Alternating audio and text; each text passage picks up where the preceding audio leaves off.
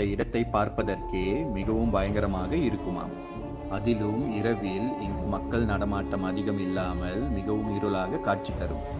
Demonte colony மிகவும் பாழடைந்து பெரிய பேய் பங்களா போல இருப்பதால் மக்கள் இங்கு செல்வதற்கு பயப்படுகிறார்கள். செயின்ட் மேரி சாலையின் பக்கத்தில் இருக்கின்ற இந்த டிமாண்டி காலனி ஒரே மாதிரியான பல வீடுகளை கொண்டது.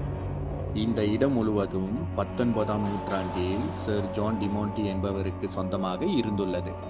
ஜான் டிமாண்டி என்பவர் போர்த்துகீசிய தொழிலதிபர் ஆவார். இவர் இங்கு ஐரோப்பியர்களுக்கு கடன்களை கொடுத்து வந்தார். அதோடு மட்டும் இல்லாமல் பல தேவாலயங்கள் மற்றும் மக்களுக்கு உதவிகளை செய்து உள்ளார். அந்த காலகட்டத்தில் இவர் மிகப்பெரிய பணக்காரராக திகழ்ந்தார். தமிழ்நாட்டில் இவருக்கு பல சொத்துக்கள் இருக்கின்றன. சர் ஜான் டிமாண்டி தான் விரும்பிய ஒரு பெண்ணை திருமணம் செய்து கொள்கிறார். இருவரும் டிமாண்டி காலனியில் உள்ள பங்களாவில்